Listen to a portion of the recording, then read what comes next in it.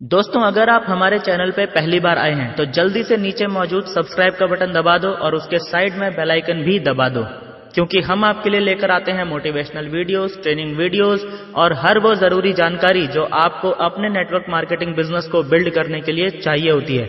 और दोस्तों, जल्दी से इस वीडियो के नीचे मौजूद लाइक का बटन भी दबा दो ताकि ये वीडियो आप जैसे और भी बहुत सारे महत्वाकांक्षी और पॉजिटिव सोच वाले लीडर्स तक पहुंच सके। तो चलिए वीडियो शुरू करते हैं। ट्रेडिशनल मार्केट में और नेटवर्क मार्केटिंग में जमीन आसमान का फर्क होता है। ट्रेडिशनल मार्केट क्या होता है, सबसे पहले हम इसके बारे में ही बात करते हैं। ट्रेडिशनल मार्केट का मतलब हम यहां पर नौकरी और नौकरी करने वाले लोगों की बात कर रहे हैं, उनके वर्क पैटर्न की बात कर रहे हैं। यानी कि ट्रेडिशनल मार्केट की जब हम यहां बात कर रहे हैं तो हम नौकरी करने वाले व्यक्ति के वर्क और उस वर्क के बदले में उसे मिलने वाली इनकम, इन दो चीजों को यहां पर हम एनालाइज कर रहे हैं। ट्रेडिशनल मार्केट में नॉर्मली एक व्यक्ति 20 से 25 साल की उम्र में काम करना शुरू करता है और लगभग 60 से 65 साल की उम्र तक काम करता है। यानी कि अपने जीवन के लगभग 40 साल एक आम इंसान ट्रेडिशनल मार्केट में वर्क करता है और पैसे कमाता है। इस 40 साल के टाइम पीरियड में एक आम इंसान की लाइफ किस तरह से निकलती है और उसका करियर किस तरह से जाता है, उसे हम एक चार्ट के माध्यम से समझने वाले हैं। इस चार्ट में हमने 40 साल को 10-10 साल के 4 भागों में डिवाइड कर दिया है ताकि आप इसे आसानी से समझ सकें। इस चार्ट में जैसा कि आप देख पा रहे हैं, एक तरफ लिखा है काम और दूसरी तरफ लिखा है दाम, यानी इनकम या आमदनी। अब पहले 10 साल में क्या होता है? पहले 10 साल में ट्रेडिशनल मार्केट में यह आदमी लगातार काम करता रहता है, लगातार काम करता रहता है, लगातार काम करता रहता है, लगातार काम करता रहता है और उसके बदले में उसे लगातार पैसा मिलता रहता है, लगातार पैसा मिलता रहता है, लगातार पैसा मिलता रहता है, लगातार पैसा मिलता रहता है। अब जब 10 साल पूरे हो जाते हैं तो 10 साल के बाद क्या होता है? क्या कुछ परिवर्तन आता है? देखो, ये थोड़ा समझने की बात है। 10 साल में हर जॉब करने वाले का एक्सपीरियंस थोड़ा बढ़ चुका होता है, इसीलिए 10 साल होते होते आदमी को अपने जॉब में 1-2 प्रमोशंस तो मिल ही जाते हैं और सैलरी में भी कुछ इंक्रीमेंट्स लग चुके होते हैं। लेकिन सवाल फिर भी वही है, क्या कुछ परिवर्तन आता है? क्योंकि इस दौरान महंगाई भी बढ़ चुकी होती है और इंसान की जरूरतें भी। ज्यादातर लोग तो इस दौरान शादी भी कर चुके होते हैं, यानी हर महीने का बजट भी कहीं गुना बढ़ जाता है।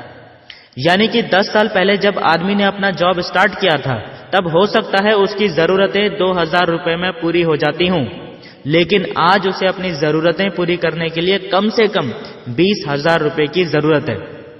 अब अगर 10 साल में उसकी सैलरी 5,000 रुपए पर मंथ से बढ़कर 25,000 रुपए पर मंथ हो भी चुकी है, तब भी क्या उसे खुश होना चाहिए या दुखी होना चाहिए? बड़ा सवाल है, सोच के देखिएगा। खैर, हम आगे बढ़ते हैं। ये 10 साल भी पूरे हो गए। अब इंसान अपने करियर की 3rd स्टेज में आ गया, यानी कि 20 से 30 साल की स्टेज में आ गया। सवाल एक बार फिर से वही है, क्या अब कुछ परिवर्तन आता है?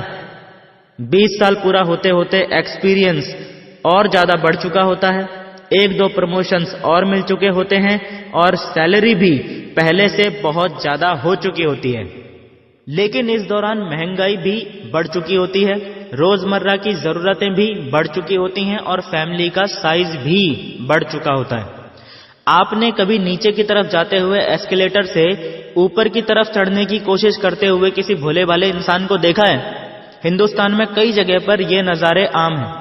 उस इंसान को लगता तो है कि वो ऊपर चढ़ रहा है, लेकिन असल में वो वहीं पे होता है जहां से उसने चढ़ना शुरू किया था।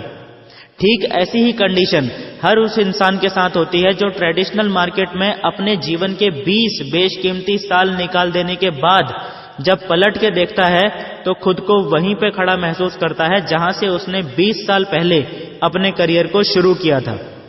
उसके लिविंग स्टैंडर्ड में कोई बहुत बड़ा चमत्कारिक परिवर्तन नहीं आया होता है। 20 साल जॉब करने के बाद भी वो आदमी ये नहीं कह सकता कि अब मैं अमीर लोगों की कैटेगरी में खड़ा हो गया हूं या मुझे वो सारे टैक्स बेनिफिट्स मिलने लग गए हैं जो सिर्फ अमीर लोगों को मिलते हैं। अब आती है इंसान के करियर की फोर्थ स्टेज यानी कि 30 से 40 साल का टाइम पीरियड। परिवर्तन यहां भी कुछ खास नहीं आता। इस स्टेज तक आते आते ज्यादातर लोग शारीरिक रूप से और मानसिक रूप से थक चुके होते हैं, कार्य क्षमता घट चुकी होती है।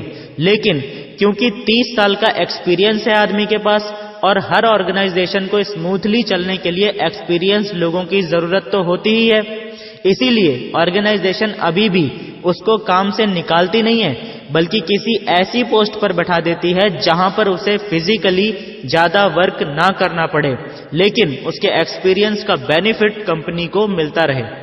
इस चौथी स्टेज में व्यक्ति के ऊपर से फिजिकल वर्कलोड तो पहले से कम हो जाता है, लेकिन मेंटल वर्कलोड पहले से ज्यादा बढ़ा दिया जाता है और सैलरी भी पिछले 30 साल में बढ़ते बढ़ते इतनी बढ़ चुकी होती है कि आदमी भी इस मेंटल वर्कलोड को लेने के लिए एग्री हो ही जाता है। बहुत कम ही लोग ऐसे होते हैं जो फोर्थ स्टेज शुरू होते ही अपनी मर्जी से रिटायरमेंट ले लेते हैं। ज्यादातर लोगों के तो फैमिली एक्सपेंसेस और डेली की जरूरतें इतनी ज्यादा बढ़ चुकी होती हैं कि उन्हें ना चाहते हुए भी ये मेंटल वर्कलोड अपने ऊपर लेना ही पड़ता है। जैसा कि आप देख पा रहे हैं कि ट्रेडिशनल मार्केट में करियर की हर स्टेज में व्यक्ति को काम करना ही पड़ रहा है और उसको पैसा भी मिल रहा है। लेकिन जब 40 साल हो जाते हैं, जब इंसान 60 से 65 साल की उम्र में पहुंच जाता है, तब क्या होता है? तब होता है रिटायरमेंट, जिसका सीधा सा मतलब यह होता है कि जिस कंपनी को आपने पूरी जिंदगी दे दी, उस कंपनी को अब आपकी जरूरत नहीं रही। गन्ना देखा है? गन्ने का जूस भी पिया होगा। जूस बेचने वाला व्यक्ति जो गन्ने के साथ करता है, ट्रेडिशनल मार्केट में कोई कंपनी भी आपके साथ ठीक वही करती है। जूस बेचने वाला व्यक्ति गन्ने को तब तक बार बार मशीन में डालता रहता है जब तक कि वो उस गन्ने में से रस की एक एक बूंद ना निचोड़ ले। ठीक वैसा ही ट्रेडिशनल मार्केट में भी कंपनीज आपके साथ करती हैं। वो आपको तभी तक भुगतान करती हैं या नौकरी पर रखती हैं जब तक आप उनके काम के हैं। गन्ने के अंदर से जब एक एक रस की बूंद निचोड़ ली जाती है, तब उसे उठा के डस्टबिन में फेंक दिया जाता है और उसकी जगह पर दूसरा गन्ना उठा लिया जाता है। अब आदमी को तो डस्टबिन में फेंक नहीं सकते, इसीलिए उसे रिटायरमेंट दे देते हैं। मतलब इसका भी वही है और इस आदमी की जगह किसी और आदमी को उठा लिया जाता है। ट्रेडिशनल मार्केट की सबसे बड़ी समस्या ही यही है कि जिस दिन आदमी काम करना बंद कर देता है, उस दिन उसे पैसा मिलना भी बंद हो जाता है और अपनी आगे की जिंदगी के लिए ये आदमी बहुत ही लिमिटेड पैसे पे और अपनी नेक्स्ट जनरेशन पे डिपेंडेंट हो जाता है। यह है ट्रेडिशनल मार्केट के चार्ट का पूरा एनालिसिस। अब हम देखते हैं कि नेटवर्क मार्केटिंग का चार्ट कैसा होता है और वो ट्रेडिशनल मार्केट के चार्ट से किस तरह से अलग होता है। उससे पहले मेरी आप सभी से रिक्वेस्ट है कि यदि आपने अभी तक इस वीडियो के नीचे लाइक का बटन नहीं दबाया है तो जल्दी से दबा दें।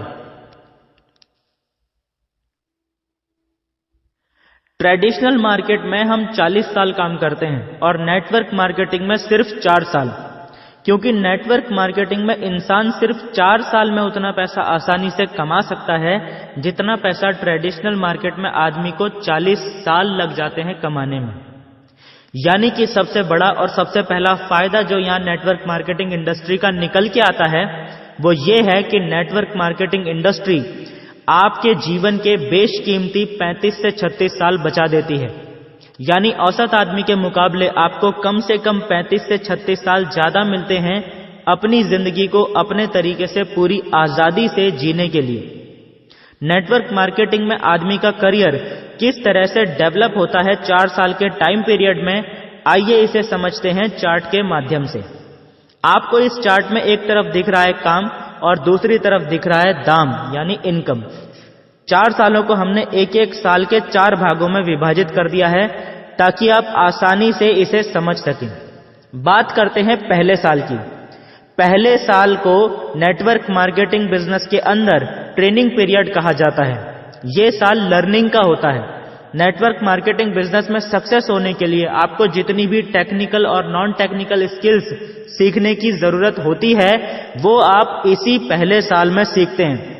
जब आप पहले साल में इस बिजनेस को सीखते हुए डेवलप कर रहे होते हैं तो आपको यहां ट्रेडिशनल मार्केट के मुकाबले ज्यादा मेहनत करनी होती है, ज्यादा एफर्ट लगाना होता है। लेकिन ज्यादातर नेटवर्कर्स की इनकम ट्रेडिशनल वर्क के मुकाबले कम होती है। यही कारण होता है कि बहुत सारे लोग इस बिजनेस से बैकआउट कर लेते हैं, यानी पहले 2-3 महीनों में ही जब उन्हें लगता है कि यार यहां मेहनत तो बहुत ज्यादा करनी पड़ रही है लेकिन इनकम कुछ नहीं आ रही है, और जो भी 2-4 चेक बन भी रहे हैं वो भी फील्ड वर्क में ही खर्च हो जा रहे हैं, तो वो इस बिजनेस को क्विट कर देते हैं। ये वो लोग होते हैं जिनको नेटवर्क मार्केटिंग की ताकत का बिल्कुल भी अंदाजा नहीं होता है और जिंदगी भर यही कहते फिरते हैं कि मैंने भी ज्वाइन किया था, कुछ नहीं हुआ, या मेरा पैसा डूब गया। अगर आप भी ऐसे कुछ लोगों से टकरा चुके हो तो कमेंट बॉक्स में टाइप कर दो यस। अब मैं आपको इस चार्ट में आगे जो एक्सप्लेन करने जा रहा हूं उसे जिस व्यक्ति ने सुन लिया वो कभी भी नेटवर्क मार्केटिंग को छोड़ नहीं सकता। अगर आपने पहले साल इस बिजनेस को झेल लिया, अगर आपने पहले साल इस बिजनेस को पूरी ईमानदारी और मेहनत से कर लिया, तो दोस्तों दूसरे साल में इस बिजनेस में आपका जीवन बदलना शुरू हो जाता है। कैसे, आइए समझते हैं। पहले साल में जब आपने बिजनेस शुरू किया था तब आप अकेले थे, लेकिन पहला साल खत्म होने के बाद अब आप अकेले नहीं रह जाते हैं, आपके साथ एक टीम बन जाती है। ये टीम कितनी भी हो सकती है, 50, 100 या 500, यह आपके पर्सनल एफर्ट और सीखने की स्पीड पर डिपेंड करता है। महत्वपूर्ण यह है कि दूसरे साल में आप अकेले काम नहीं कर रहे होते हैं, बल्कि आपके साथ आपकी टीम भी काम करती है, और इसीलिए दूसरे साल में आपका बिजनेस पहले साल के मुकाबले कहीं गुना ज्यादा फास्ट स्पीड से ग्रो करता है।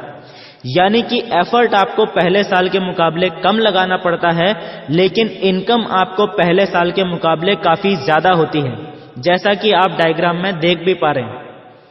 तीसरे साल में एक बार फिर से सेम प्रोसेस रिपीट होती है और अब दोस्तों कहानी उल्टी होनी शुरू हो जाती है।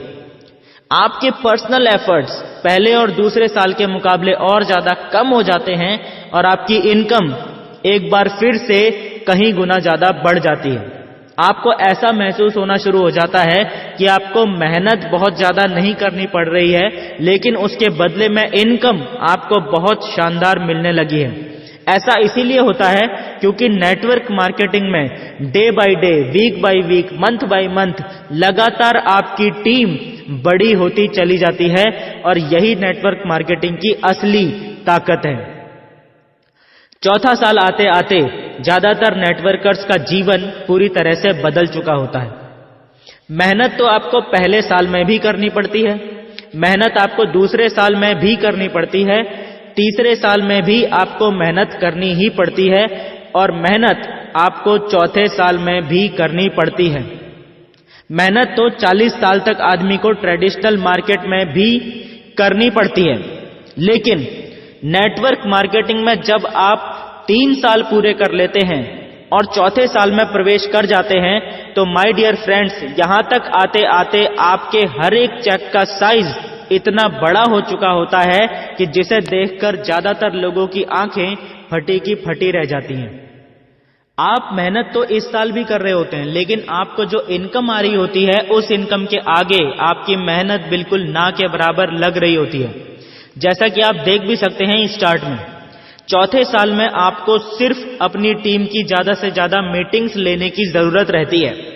जितनी ज्यादा आप अपनी टीम को इकट्ठा करके रखेंगे, जितनी ज्यादा आप अपनी टीम को मैनेज करके रखेंगे, जितनी ज्यादा से ज्यादा आप अपनी टीम को ट्रेनिंग्स देंगे, ये काम आपका चौथे साल में रह जाता है। और ये काम एक्चुअल में उतना टफ नहीं होता है जितना टफ पहला और दूसरा साल होता है, क्योंकि पहले दूसरे साल में आप ज्यादातर टाइम नेगेटिव लोगों के बीच में होते हैं, लेकिन चौथा साल आते आते आपके आसपास इतनी टीम क्रिएट हो चुकी होती है कि आप 24 आवर पॉजिटिव लोगों के बीच में रहते हैं, तो आपको ज्यादा प्रॉब्लम नहीं होती।